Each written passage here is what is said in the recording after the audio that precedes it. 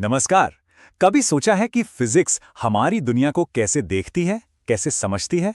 असल में ये सब कुछ दो बहुत ही बुनियादी आइडियाज से शुरू होता है, स्केला और वेक्टर। तो चलिए आज समझते हैं कि ये आखिर हैं क्या और ये इतने जरूरी क्यों हैं। अच्छा, चलिए इसे समझने के लिए एक छोटे से सवाल से शुरुआत करते हैं। मान लीजिए कोई 2 किलोमीटर चला और फिर 2 किलोमीटर और चला, तो अब वो अपनी शुरू की जगह से कितनी दूर है? सुनने में तो जवाब बड़ा सीधा लगता है ना? पर ठहरिए, जवाब उतना भी सीधा नहीं है और यही यही वो चाबी है जिससे स्केलर और वेक्टर के बीच का फर्क समझ में आएगा। सही जवाब है, ये तो दिशा पर निर्भर करता है। अगर कोई एक ही सीधी लाइन में आगे बढ़ता गया तब तो वो 4 किलोमीटर दूर है। लेकिन सोचिए अगर वो मुड़कर वापस आ गया तो वो तो वहीं पहुंच गया जहां से शुरू किया था, यानी दूरी जीरो। इससे क्या पता चलता है कि कभी-कभी सिर्फ ये जानना काफी नहीं होता कि कोई कितना चला, किस दिशा में चला, ये भी उतना ही जरूरी है। तो आज हम इन्हीं बातों को एक एक करके समझेंगे।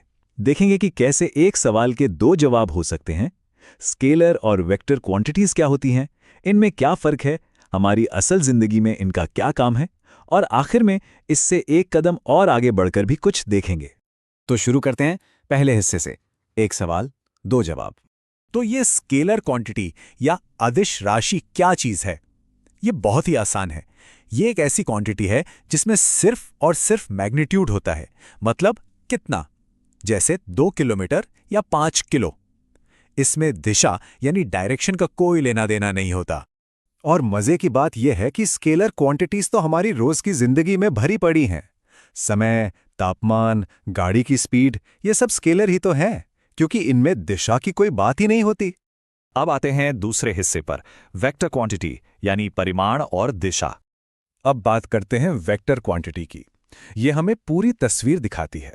ये सिर्फ ये नहीं बताती कि कितना, बल्कि ये भी बताती है कि किस दिशा में।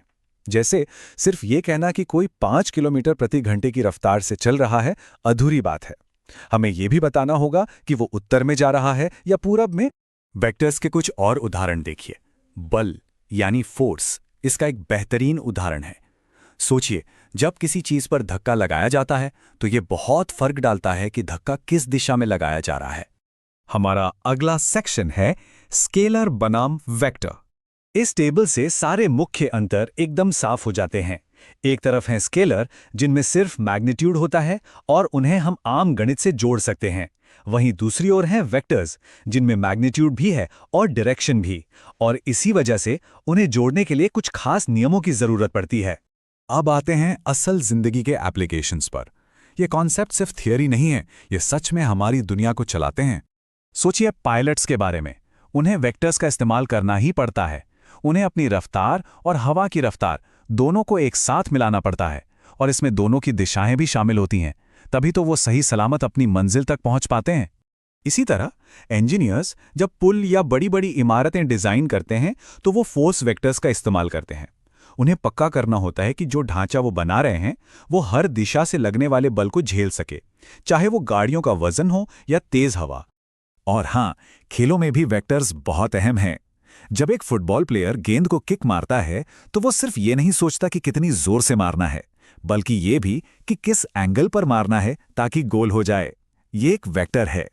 हम सब मौसम का पूर्वानुमान देखते हैं, है ना? वहां भी स्केलर और वेक्टर एक साथ काम कर रहे होते हैं। तापमान एक स्केलर है, 30 डिग्री बस, लेकिन हवा की रफ्तार और दिशा वो एक वेक्टर है।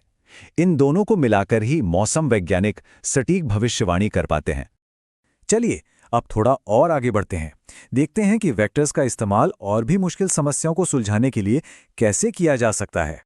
वेक्टर्स को गुणा करना आम नंबरों को गुणा करने जैसा बिल्कुल नहीं है।